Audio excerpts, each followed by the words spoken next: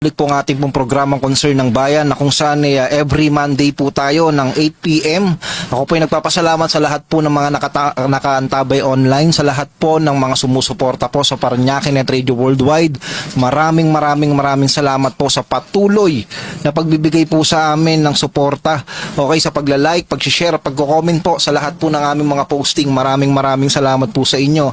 At ito nga pong programang Concern ng Bayan, syempre programa po yan ng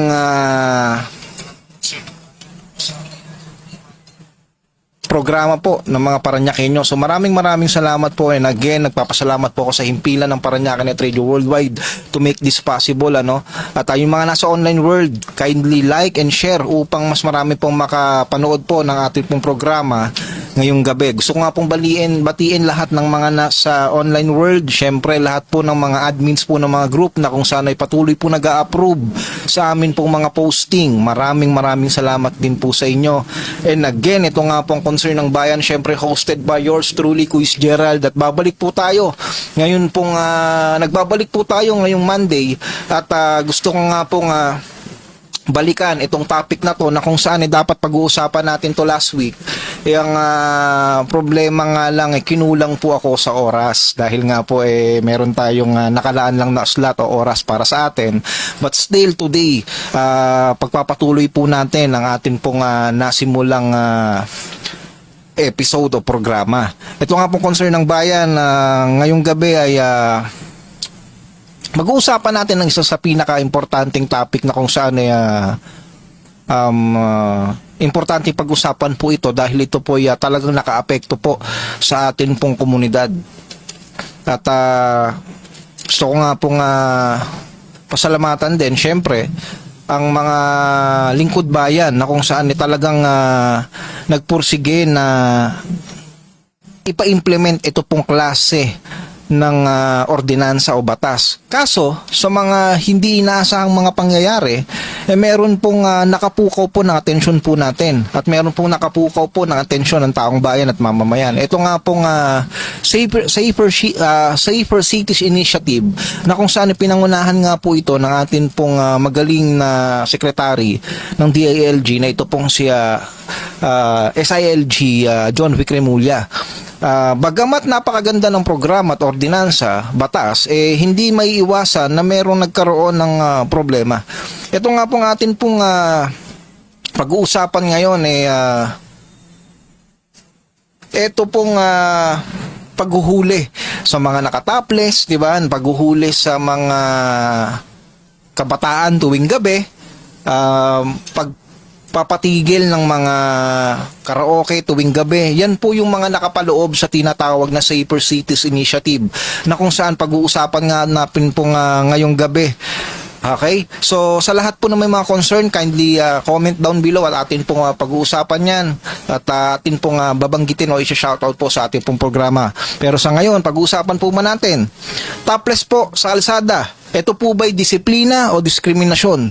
Okay, so magandang gabi mga ka-CNB, at ito pong programang Concern ng Bayan kung saan wala pong iniiwasan, lahat po ng issue ay atin pong pinag-uusapan.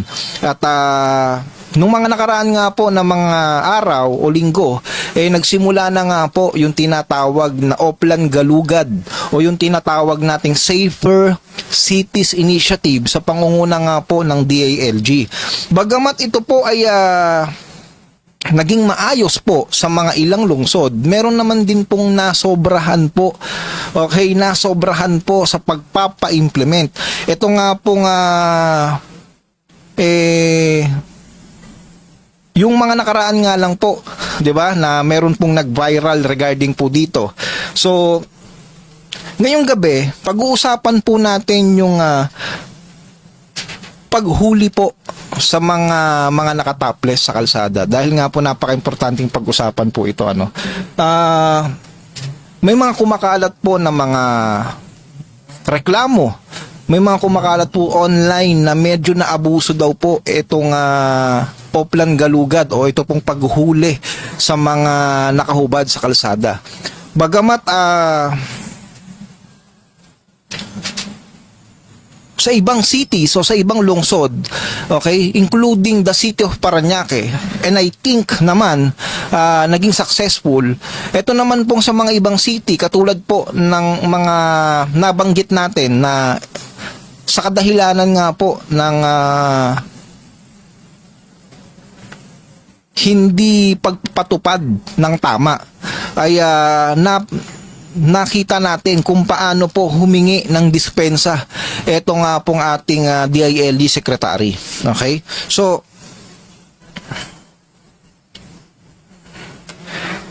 ito pong kumakalat na video or kumakalat po na naging reklamo, yung isang lalaki po hinuli habang naghahalo po ng semento sa tapat lamang po ng kanila pong bahay. At dahil po dito, may tanong po ang iilan.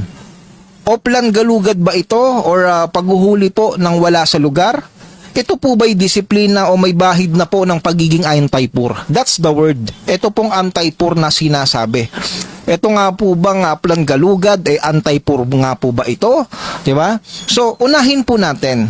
May mga ordinansa po talaga laban sa pagiging topless sa pampublikong lugar. Ang layunin po nito ay kaayusan, disiplina at respeto po sa komunidad. Pero ang tanong po, paano po ba ito na ipatutupad? Okay? So, kung meron pong batas, dapat po ito ay para sa lahat. Dapat po pantay-pantay ang pagpapatupad. Okay? Hindi po pwede na mahigpit lamang po ito sa mga mahihirap. At maluwag naman po sa medyo may kaya. So, hindi po pwede na pili po ang pagpapatupad nito. So, sa madaling sabi, the ordinance or the law ay para po yan dapat sa lahat ng mamamayan. Okay? So, kung kayo po ba ang tatanungin, okay, so nag-uumpisa pa lamang po ang ating pong programa, kung kayo po ang tatanungin, tama lang po ba na hulihin ang mga nakataples kahit po ba nasa tapat lang ng bahay? O dapat po bang bigyan ng konsiderasyon lalo na po kung naghahanap buhay, lalo na po kung nasa tapat lamang ng bahay? So, pwede nyo pong i-comment yan para po mapag-usapan po natin ngayong gabi. So, ang importante pong point po dito, hindi po natin kinokontra ang ordinansa o ang batas. Ang hinahanap po natin ay tamang pagpapatupad. So, meron pong disiplina. Okay, tama po na meron pong disiplina. Pero dapat po merong respeto at konsiderasyon. Diba?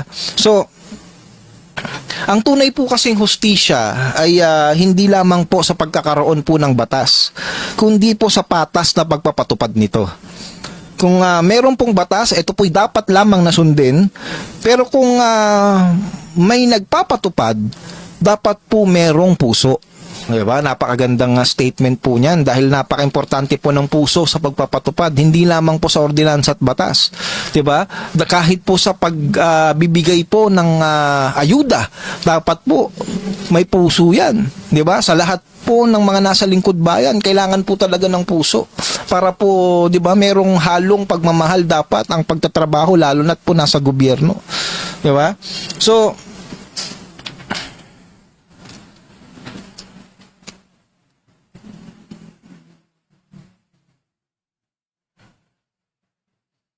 magandang gabi po.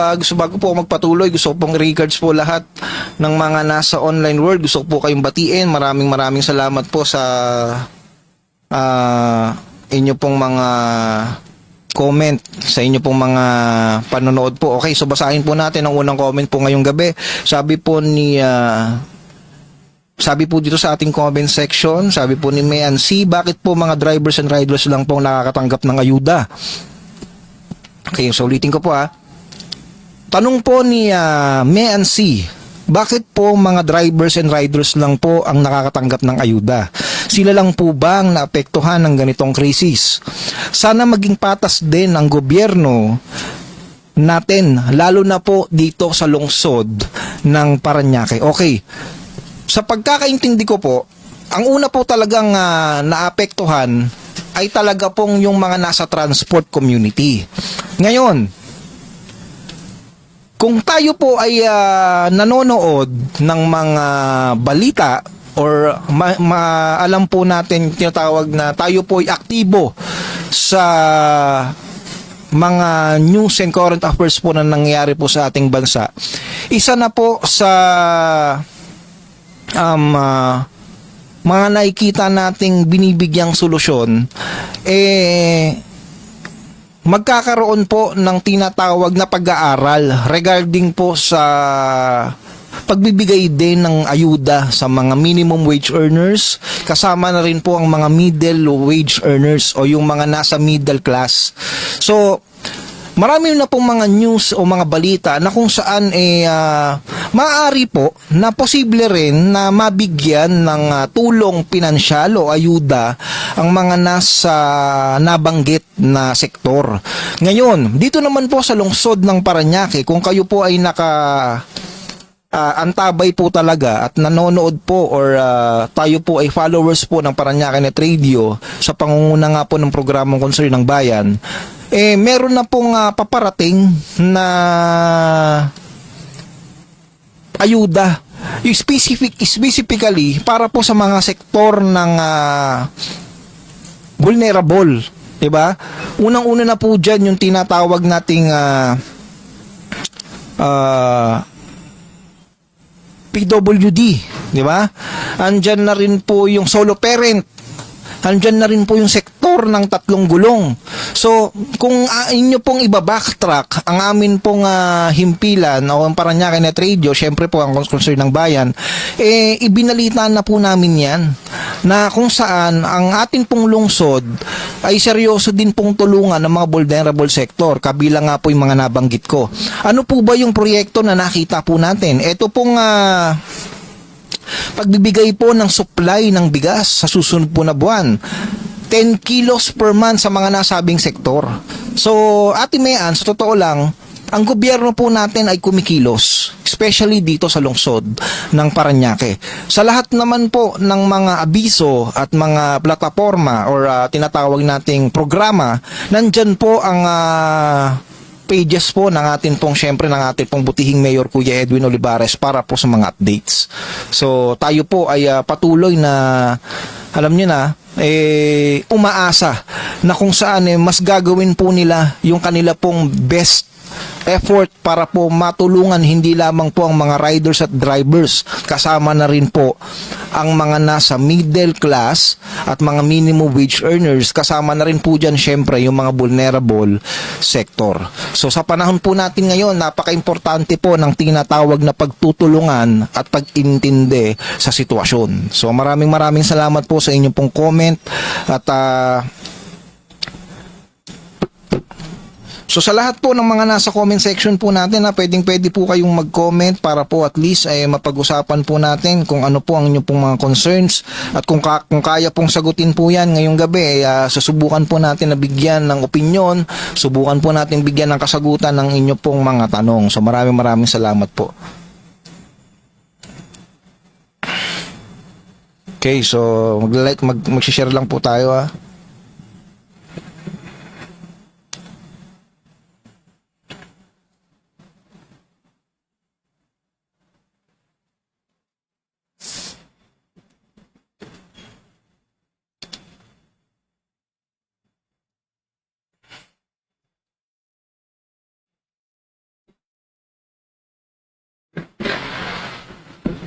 Okay, so magpapatuloy po ang ating pong programa ngayong gabi. At ito nga pong topic natin, yung tungkol nga po sa Oplan Galugad, 'di ba? So, ito po 'yung dapat topic natin nung nakarang linggo pa or nakarang Monday pa. Kaso nga lang, sabi ko nga po, sa sobrang daming napag-usapan nating napaka-importante last week, medyo na left behind po ito pong topic natin, at sabi ko nga sa programa ko nung nakaraan ay pagpapatuloy natin. So,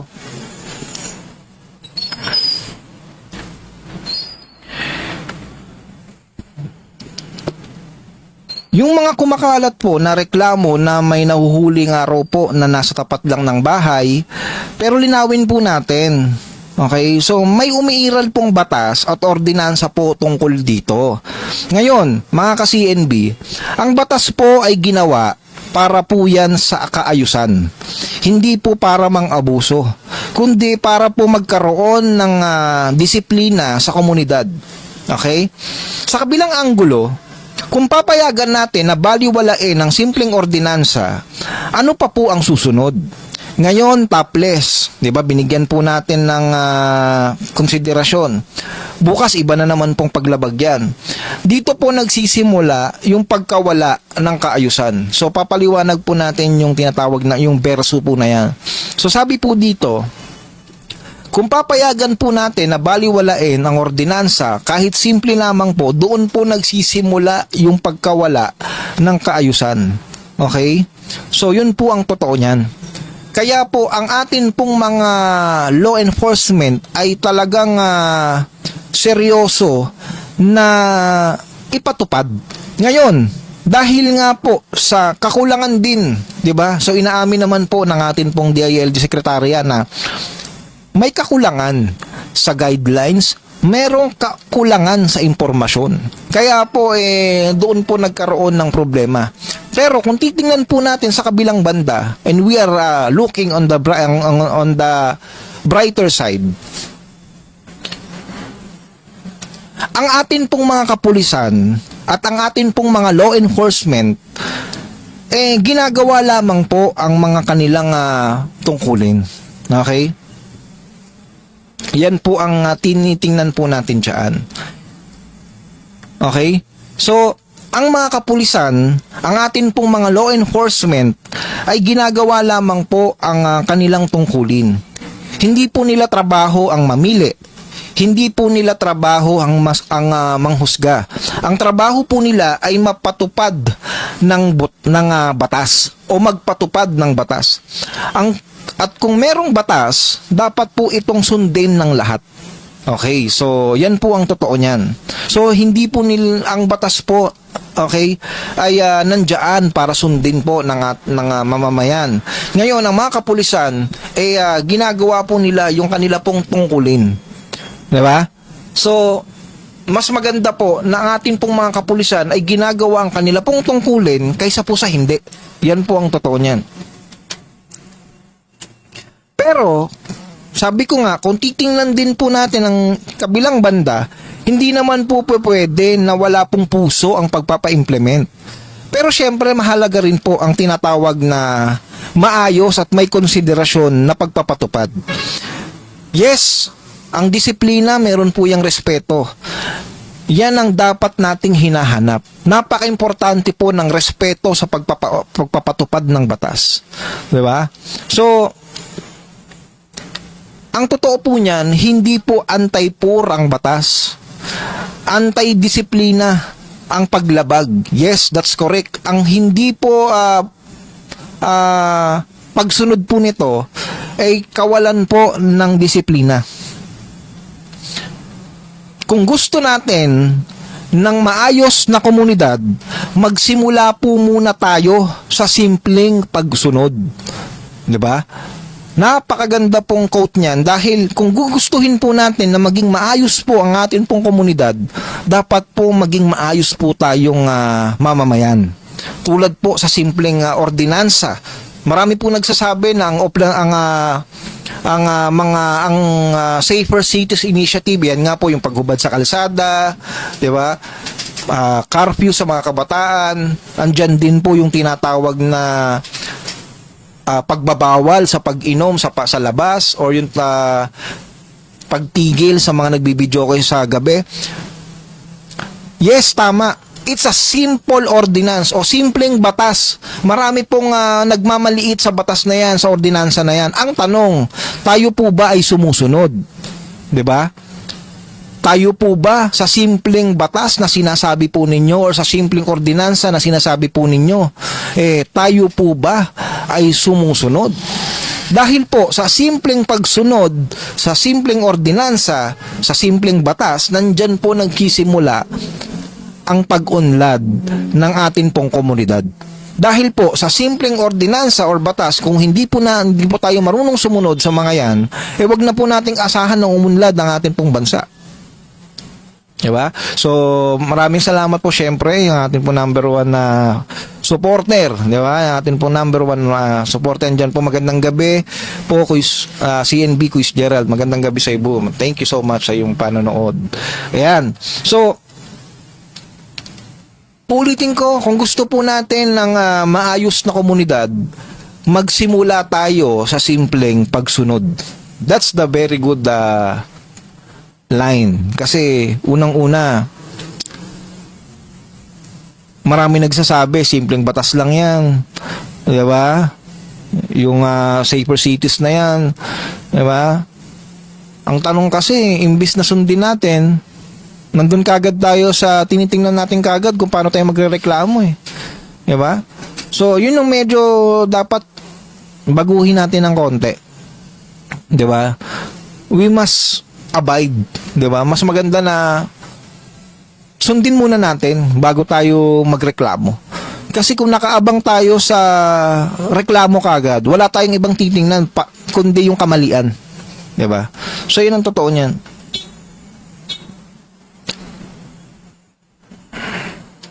So magandang gabi po sa inyo. Muli binabati ko po kayo ng magandang gabi.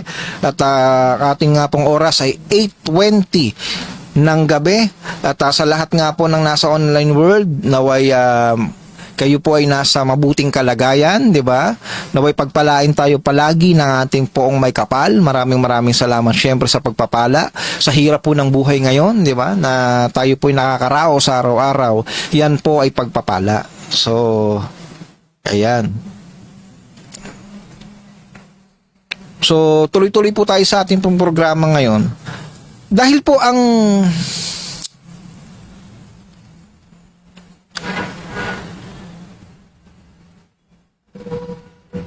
tanong kasi dito, handa po ba tayong sumunod sa batas kahit po ba sa simpleng bagay? 'Di ba? Meron po kasi mga nagsasabi na mali raw yung paghuli, 'di ba? Yung nga sinasabi ko kanina, maliit na bagay lang 'yan. Ang tanong, kung sa maliit na batas o ordinansa hindi tayo sumusunod, paano pa kaya sa malalaki? 'Di ba? Ang disiplina po ay hindi nagsisimula sa malalaking krimen. Ito, napakagandang line nito. Wait lang ayusin ko lamang po yung atin pong screen para po at least kung pag mayroon po nag-comment mabasa po natin kagad.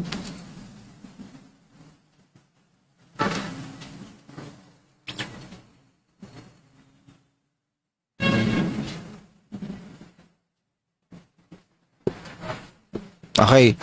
So,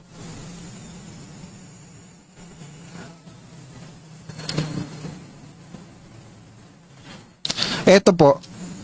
Ang disiplina, hindi po yan nagsisimula sa malalaking krimen. Okay? Nagsisimula ito sa maliliit na bagay. Okay.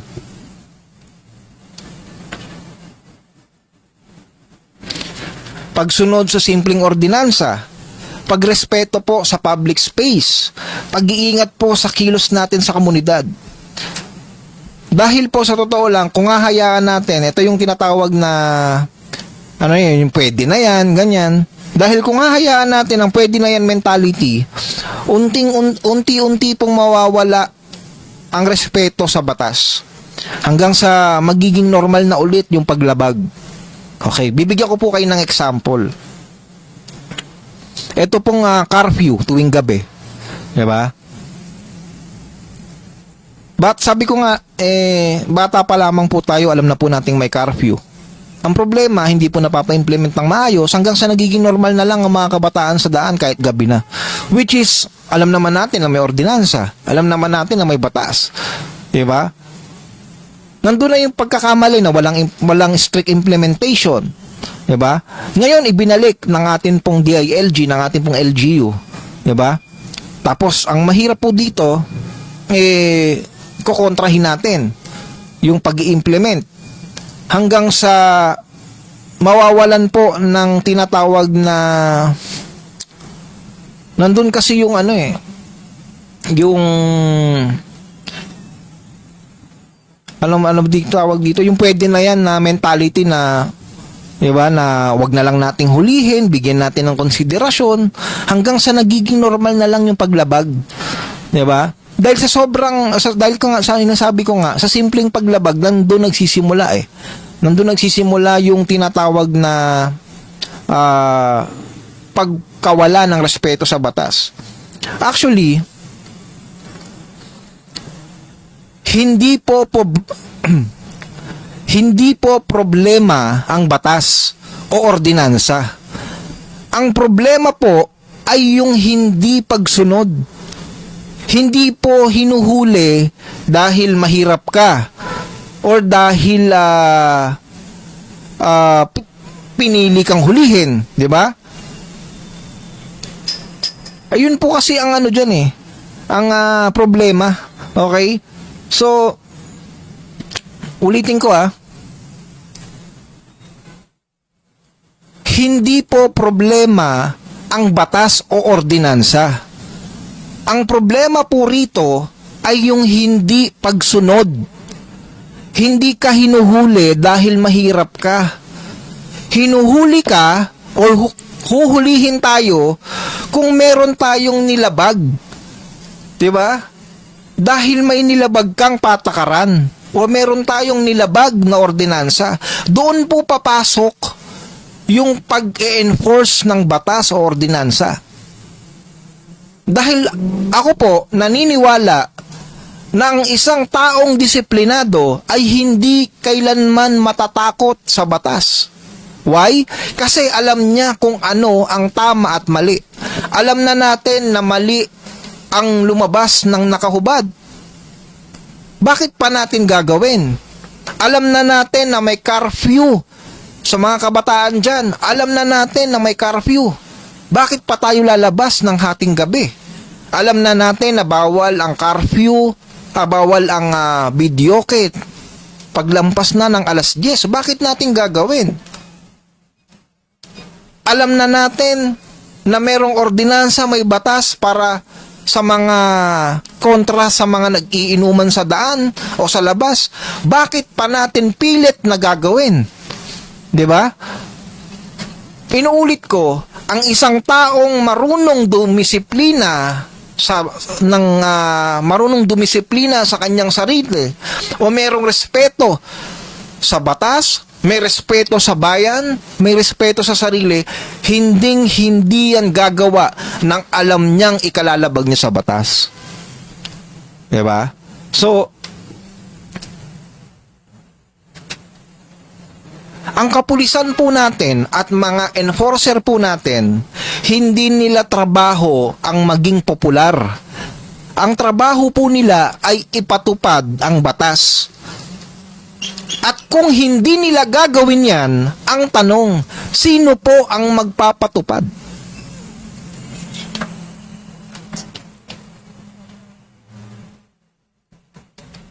Di ba?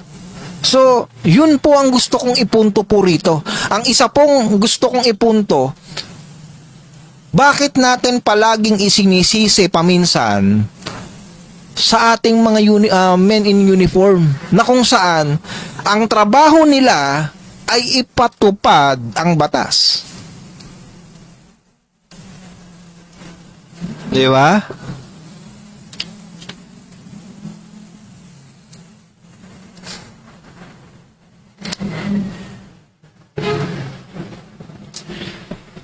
So maraming salamat po, shoutout po sa ating pong mga nanonood ngayong gabi, no? Ulitin ko po ang ating pong quote kanina.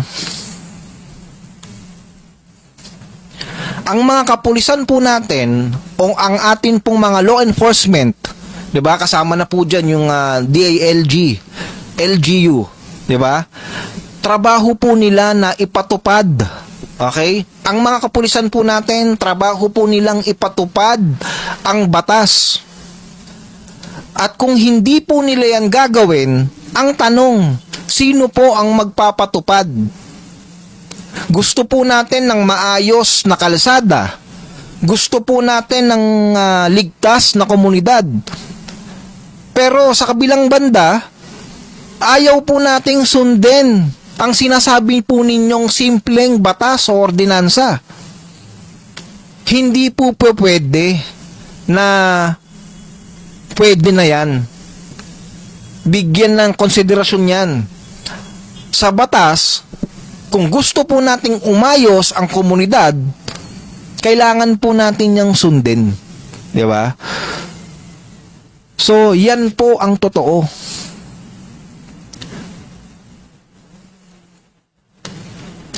Dahil po, ang tunay na disiplina, ginagawa po yan kahit wala pong nakatingin po sa atin. Kahit yung simpleng bibili ka lang ng suka, bibili ka lang ng toyo, bibili ka ng mantika, dapat alam mo na sa sarili mo, ay teka, bawal lang nakaubad sa labas. Once na lumabas ka ng bahay, alam mo na dapat yan na bawal yan.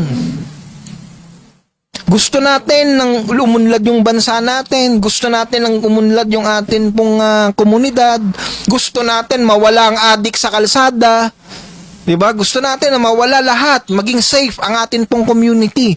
Ang problema, ayaw po nating sumunod sa batas. O ano mangyayari? Yung mga nagpapa-implement ng batas, binabash natin. So, ano pong aasahan po natin? Diba? Kung lahat po tayo dito reklamador, o ano pong ayusan? Anong mangyayari?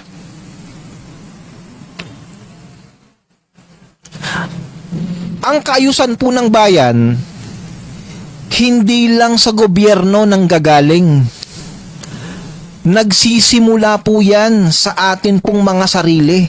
Nagsisimula po yan sa pagsunod. Kung gusto natin ng tunay na pagbabago, magsimula po tayo sa simpleng pagsunod.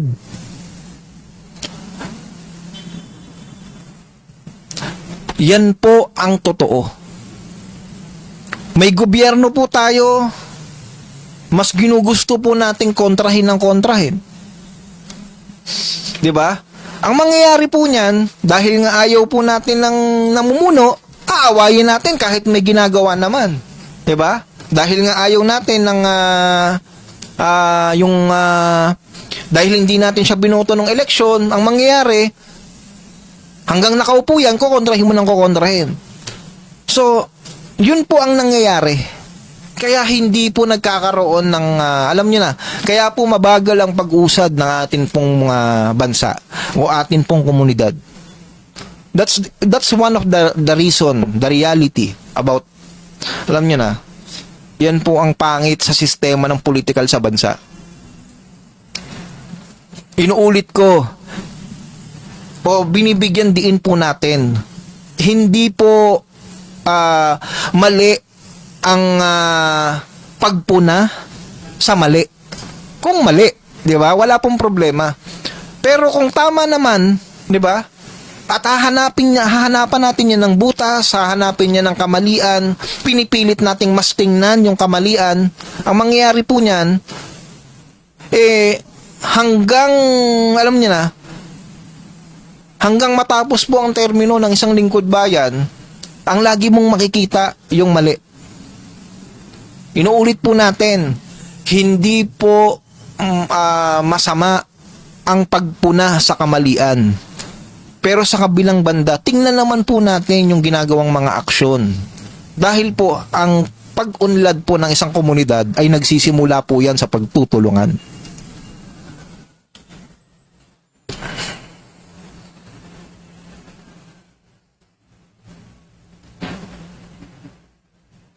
Dito po sa Concern ng Bayan o sa programa po ng CNB,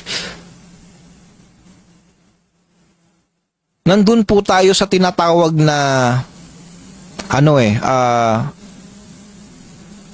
mas ginugusto po nating ayusin yung sistema. We are not against in anybody o whobody. Wala po kaming against dyan. Against lamang po tayo sa maling sistema, sa maling pamamalakad o pamamaraan, sa maling taktika, 'di ba, na mas meron pang mas iaayos. Pero kung sino, wala po tayo. Hindi po ako against, or lalo na ako sa CNB, I'm not against of anybody. 'Di ba? I'm against on the wrong system o maling sistema, 'di ba? I'm here o sinimulan po natin tong Concern ng Bayan para po alamin ang mga issue o concern ng atin pong mga ordinaryong mga mamamayan. At kung kailangan pong aksyonan, mas maigi po na, alam nyo na ipanawagan. At kung inaksyonan ng tama, maraming salamat. Diba? Pero against tayo doon sa mga nagbibingi-bingihan, diba? Sa mga hindi marunong tumingin kung ano ang priority, diba? Nandito po ang CNB o concern ng bayan, hindi po para sirain ng kung sino. Kundi, nandito po ang concern ng bayan upang makipagtulungan sa ating pong mga lingkod bayan na imit ang pangangailangan ng mamamayan. Ngayon, sabi ko nga kanina sa pinag-uusap na sa topic po natin ngayong kanina, importante po ang pagsunod. 'Di ba? So, ito na yung atin pong ito na po yung ating last part regarding po dito sa topic ko nga regarding dyan sa Oplan Galugad na yan, ano.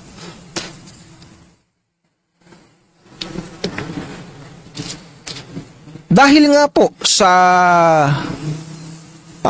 tinatawag natin na alam niyo na kakulangan or sabihin na natin dahil nanggaling na rin po ito mismo sa atin pong DILD Secretary, humingi po ng paumanhin ng DILG. Siyempre, dahil po yan sa kakulangan umano ng malinaw na impormasyon at guidelines sa pagpapatupad. Ito na po yung sinasabi ko.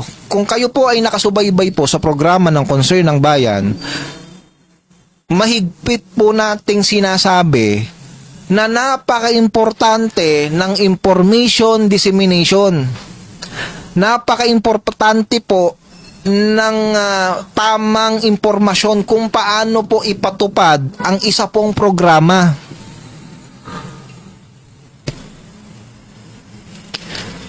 Diba? So, ito po yung isang naging tawag dito, issue ng Oplan Galugad. Ito po yung tinatawag na DAT o naging bahid po ng Oplan Galugad. Base po ito sa binitawang salaysay po ng ating pong DILG Secretary sa kanya pong pagpapaumanhin. Ang isa po sa naging spot ng Oplan Galugad ay kakulangan ng impormasyon, di ba? At kakulangan po ng guidelines. Okay? Ayon po sa kanila, hindi po naging sapat ang pagbibigay ng linaw kung paano eksaktong ipatutupad ang ordinansa o yung batas. Kaya nagkaroon po ng kalituhan at iba-ibang interpretasyon sa ground, which is true, di ba? Even me, hindi ko nga alam kung anong mangyayari kapag ka natikitan ka. Diba? Meron po bang nakakaalam sa atin na dito po sa lungsod ng Parañaque kapag ka natikitan ka ba? Ano ang next move niyan? Diba? So, ano ba ang mga offenses? Diba? Meron ba tayong tinatawag na first or second offense? Diba? Hindi lamang po sa lungsod ng Parañaque, kasama po yung mga karatig lungsod po natin. Sabi po ng ating pong DILG, kakulangan sa impormasyon. Kakulangan po sa guidelines, which is, yun po yung naging hint. Di ba?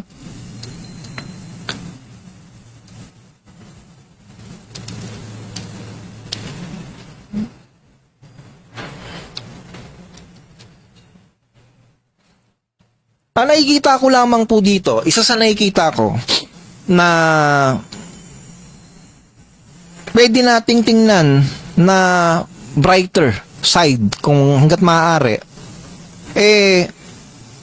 pinapakita rin naman na kahit po ang pamahalaan po natin, inaamin naman po kapag ka may pagkukulang, di ba? Pero tandaan po natin, ang pagkakaroon ng batas o ordinansa ay hindi po sapat.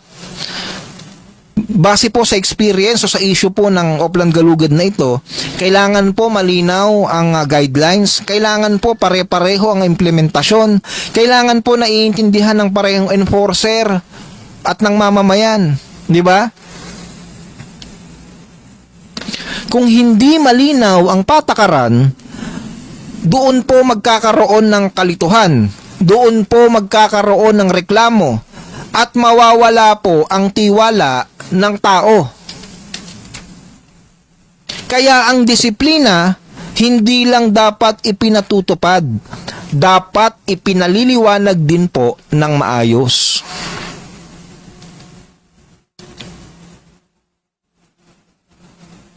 Sa panig po ng kapulisan, ginagawa nila po ang kanilang trabaho base po sa kanilang pagkakaintindi sa batas. Pero sa panig naman po ng pamahalaan, responsibilidad nilang siguruduhin na walang kalituhan sa utos ng patakaran. Kasi po, domino effect yan eh. Domino effect po talaga yan. Diba? Kapag, sabi ko nga, kapag kakulang ang timpla, hindi po yan magiging masarap. Sa pagluluto, diba?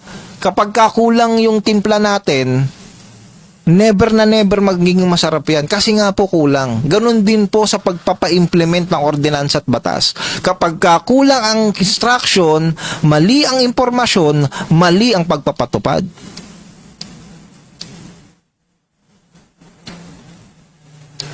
Ang ordinansa o ang batas, para po gumana ng maayos, kailangan po malinaw. Kailangan po patas. At kailangang naiintindihan ng lahat. Dahil sa huli, hindi lang pagsunod ang mahalaga, kundi ang tamang gabay kung paano susundin.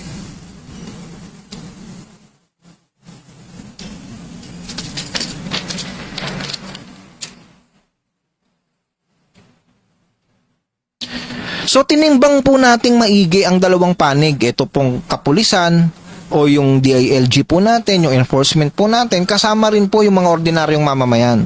Ito po yung mga nakita po natin. May mga umiiral na batas at ordinansa. Siyempre, trabaho nga po ng atin po mga enforcement na ipatupad dito. Hindi po namimili kung sinong uhulihin. Lahat po ay sakop sa batas. Ang simpleng paglabag, kapag pinalampas, pwedeng magsimula ng mas malalang paglabag. Tama ito. Example na lamang po, syempre sa mga batas trapiko natin. 'Di ba? Kapag nagkaroon yan ng laylay, doon na magsisimula yan. 'Di ba? Doon na magsisimula lahat ng mga paglabag, na disgrasya, lahat na yan. Okay? Layunin nila siyempre na yung preventive, hindi hintayin na lumala bago kumilos, which is true, di ba? So, para sa kaayusan ng komunidad, kailangan po ng consistency at strict implementation, which is ito yung sinabi ko nung mga nakaraan, di ba? Kung may batas, dapat sundin, walang maliit o malaking paglabag. Ito na yung sinasabi po natin. Dahil nga sa simpleng paglabag, doon po nag-uumpisa ang kamalian, di ba? Sa side naman po ng mga ordinaryong mamamayan, ito po yung mga naging punto eh. Nasa tapat lamang ng bahay, di ba? Sabihin na natin, naghahalo ng semento, maaari nagtatrabaho, di ba? Kailangan na ba hinuhuli kagad? Sabi daw po nila, sana may konsiderasyon, lalo na kung hindi naman nakakaistorbo. Pakiramdam ng iba, mas pinupuntirya ang mga mahihirap kaysa sa may kaya. Ito po yung nagiging mga mindset po ng iba eh. Hindi lahat ng sitwasyon pare-pareho, dapat may human approach. Diba? Disiplina, oo, pero sana may pag-unawa sa kalagayan ng tao. Hindi lang batas ang pairalin, dapat may puso at konsiderasyon. Ito po yung sinasabi natin kanina. Kailangan po kasi maging balanse. Lagi ko ngang sinasabi sa programa ng Concern ng Bayan, ang simula ng maayos na komunidad ay nagsisimula po yan sa atin pong mga sarili. 'Di ba? Kasi kung maayos ka, i-implement mo ng maayos ang batas. Kung maayos ka, susunod ka naman sa batas. So, doon kasi nagiging balanse yan eh. 'Di ba?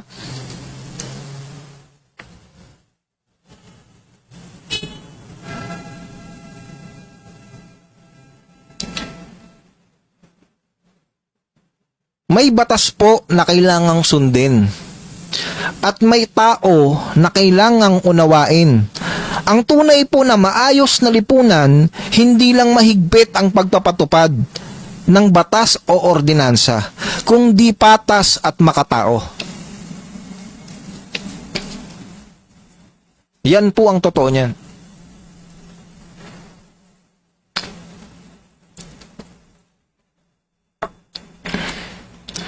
Importante po ang ordinansa at batas.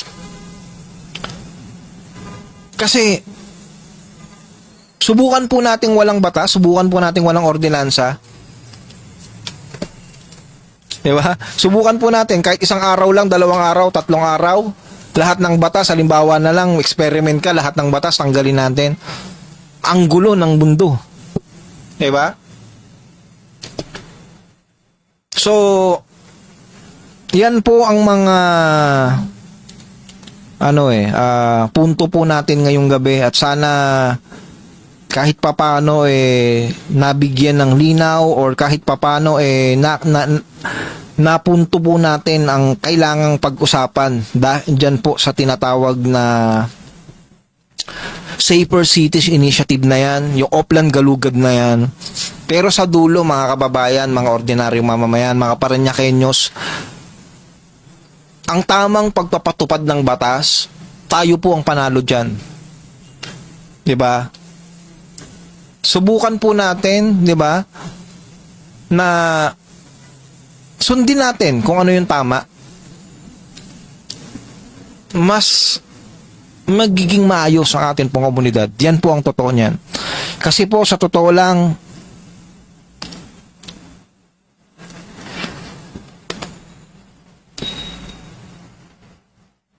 nakakatuwa lang isipin na meron po tayong social media na pwedeng magamit Diba? Maganda yun yung ganong punto. Sabi po dito, dapat sana community service ang parusa. Diba? Pwede. Diba? Na at least makatulong pa sa komunidad natin. Pero ang punto po natin dito, mga kababayan, bakit kailangan pa nating palaging bigyan ng butas? 'Di ba? Bakit kailangan pa nating hanapan palagi ng butas? 'Di ba?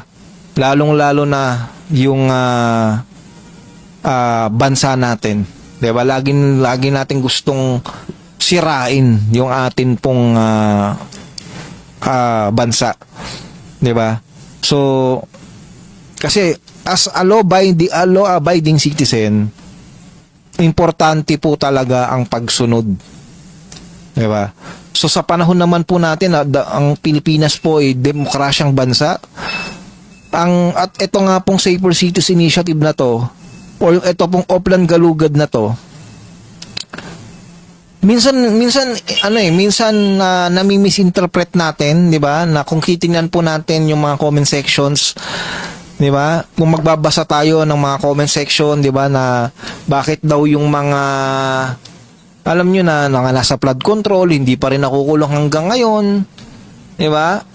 Dapat daw ang hinuhuli yung ganto, yung ganyan, 'di ba? Ang solusyon ba sa corruption mga taong nakahubad sa kalsada, 'di ba? May mga ganun kasing mga mindset na dapat binabago na natin yan Kasi unang-una, ang Safer Cities Initiative o ang Oplan Galugad ay programa po yan. 'Di ba? Hindi po talaga sagot sa flood control yan. May tamang pamamaraan para po madakip o mapanagot ang mga kasabwat o kasali diyan po sa korupsyon na yan. Pero kung ang sagot mo, ang hahanapin mo ang Oplan Galugad para maging sagot sa flood control, out of context po yan. Yan po ang totoo niyan. Okay? So, ang concern ng bayan, si Quiz Gerald po, inuulit ko, hindi po tayo pro kung anything. Hindi rin po tayo sumisira ng kung ano. 'Di ba? Nandun po tayo sa pagtingin na kung ano ang tama. 'Di ba? Mas tama kung tayo ay titingin sa kung ano yung nararapat. 'Di ba? So sa huli, 'di ba? Mas gusto natin sanang isipin kung ano ba ang maitutulong natin sa atin pong bansa. Ang gobyerno po natin, syempre sa pangunguna nga po ng ating pong Pangulo, 'di ba? PBBM, 'di ba? Bongbong Marcos, 'di ba? Nandiyan siya para gumawa ng mga kanyang sinumpaang tungkulin. Nandyan din po ang atin pong Vice President Sara Duterte upang gampanan din ang kanya pong tungkulin bilang Vice Presidente. Nandyan po ang mga senador, pababa po yan hanggang makarating po ng LGU po natin. 'Di ba? Mas maganda po na kung saan maging tingnan natin kung ano ang magagawa nila at magagawa natin bilang Pilipino dito sa ating bansa. At kung hindi tayo satisfied sa kanila pong mga ginawa nung kanilang termino, simple lamang po, wag na natin silang iboto. 'Di ba? Pagdating ng 2028. Pero kung hanggang ngayon tapos na ang eleksyon ng 2022 pa, tama ba ako? 2022? Meron ka pa rin poot doon sa mga nakaupo, medyo hindi katanggap-tanggap yung ganun. 'Di ba? Bilang may takot tayo sa Diyos, may takot tayo sa, alam niyo na, naniniwala tayo ng lahat ng nangyayari po sa ating bansa, sa atin pong, alam niyo na, nangyayari po sa ating komunidad ay mayroong purpose po ang Diyos, at alam natin ang naglagay sa kanila dyan ay atin pong Diyos. Napaka-importante po na tayo po ay tumingin doon sa kung ano yung magagawa natin sa bansa at hindi yung, alam nyo na, yung sinasabi ko na walang ibang gawin kundi magreklamo, walang ibang gawin kundi, di ba, kalabanin ng kalabanin, kahit tama na, sige lang. Dahil alam nyo na, so, the elections are approaching, di ba? Ang pinakamalapit dyan yung barangay election, di ba? This November, kung hindi po yan mapopostpone, election na po ngayong November. Simple lang ang sagot. Simple lang ang dapat nating gawin. Kung hindi po kayo satisfied sa inyo pong mga nakaupo ngayon sa barangay, humanap tayo ng bago. Kung satisfied naman po kayo sa galaw o sa kinilos po ng inyo pong mga halal sa barangay, sila pa rin po ang ihalal nyo. 'Di ba? Simple lamang po Sa 2028, ganun din. Pero tatandaan po natin, wag po tayong tumingin sa apelyido. Wag po tayong tumingin dahil kilala lang. Alam nyo na yung sinasabi ko, tingnan po natin kung ano ang sa tingin nyo or kung ano ba yung magagawa ng kandidato nyo sa 2028 para po sa bansa natin. Diba? Hindi ko po sinasabi kung sino ang nararapat dahil malayo pa. Okay? Ang dapat nating gawin sa panahon ngayon, magtulungan tayo. Diba? Ang magandang magawa natin sa panahon na ngayon, ipagdasal natin ang bansa natin, ipagdasal natin ang mga leader ng bansa natin, isama na rin natin ang Amerika at Iran para hindi na po tayo maapektuhan, para po bumaba na po ang tensyon, diba? Bumaba na po lahat. So, at maging maayos muli ang mga presyo ng mga kung ano-ano niya, especially yung presyo ng petrolyo na yan. Diba? So, simple lamang po ang bottom line ng programa po natin ngayon or yung topic po natin ngayon. Huwag po tayo ang maging rason kung bakit mamomroblema, diba, ang komunidad natin. Dahil sa simpleng pagsunod, sa simpleng batas o ordinansa, doon po nagsisimula ang pag-unlad. Yan po ang totoo niyan. Kasi po kung ako pong tatanungin, bakit naman po ako kokontra sa batas na alam kong way na para maging safe ang atin pong komunidad. 'Di ba?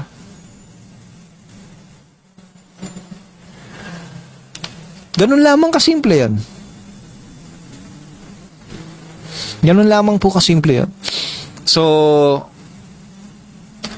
Muli, maraming salamat po ulit sa inyo at binabati ko nga po lahat ng mga nasa online world. Syempre, maraming salamat po sa paggantabay at pakikinig at pakikisama po sa akin ngayong gabi. At sa lahat po na may mga concerns at issue na gusto niyo po pag-usapan sa ating pong programa ngayon, pwede niyo po yung i-message po syempre directly sa Parañaque Net Radio Worldwide.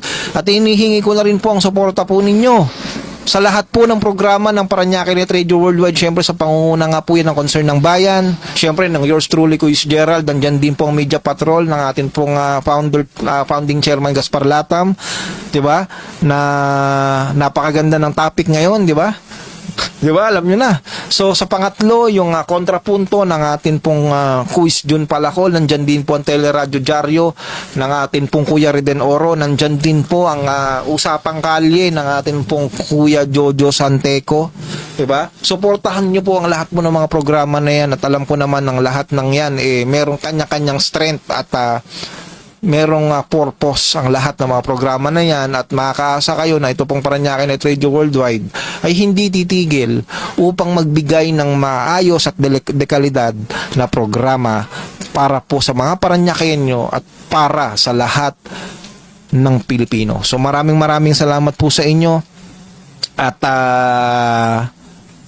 salamat sa likes, sa share and comments po ninyo at dahil po sa inyong pong suporta at inyong pong pakikisama sa amin ay patuloy po nating i-ere ang concern ng bayan. So, sabi ko nga,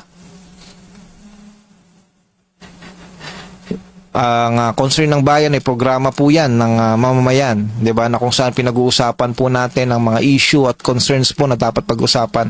At nagpapasalamat naman ako sa mga lingkod bayan natin na kung saan alam ko at alam ninyo na kahit papano nakakatulong tayo upang malaman nila ang mga concerns po, maliit man o malaki. So maraming salamat po dahil nga po syempre ang concern ng bayan ay naniniwala na kapag ka merong ipinaririnig, meron pong nakikinig. At kapag ka merong nakinig, meron po yung kaakibat na aksyon. At muli, magkita-kita po tayo sa susunod na Lunes, syempre sa ganap po ng alas 8 ng gabi. Concern ng bayan po ni Kuya Gerald, magkita-kita po ulit tayo sa susunod na Lunes. Maraming salamat po sa inyong lahat at magandang gabi.